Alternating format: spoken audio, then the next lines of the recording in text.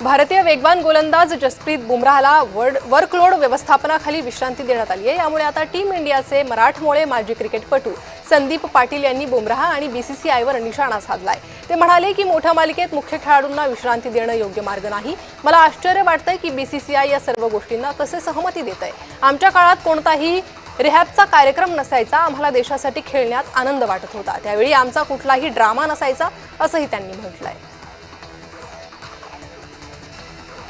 England दौरा लक्षात घेऊन जसप्रीत बुमराहनं आयपीएल पासून दूर राहायला हवं होतं। त्यामुळे ते मालिकेपूर्वी पूर्ण ताजतवाने राहिला असता असं मत माजी कर्णधार आणि राष्ट्रीय निवड समितीचे माजी अध्यक्ष दिलीप वेंगसकर यांनी व्यक्त केलंय।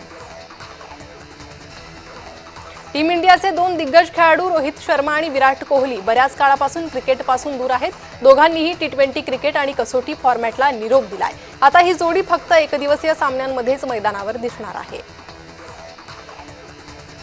बीसीसीआयनं खेळाडूंचं व्यक्तिमत्व सुधारण्यासाठी वेळोवेळी इंग्रजी भाषेचे वर्ग आयोजित करण्याचा निर्णय घेतलाय। यात खेळाडूंनी इंग्रजी शिकवलं जात असून पंचांसाठीही असे वर्ग आयोजित करण्यात आलेत, कारण बीसीसीआय आपल्या खेळाडूंच्या व्यक्तिमत्व विकासाकडे बारीक लक्ष देत आहे।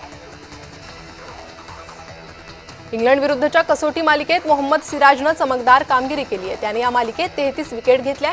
5व्या कसोटीत 9 विकेट घेत सामनावीराचा मानकरी तो ठरला। असं असताना सचिन तेंडुलकरनं सिराजचं कौतुक केलंय, त्यामुळे सिराज खुश झालाय।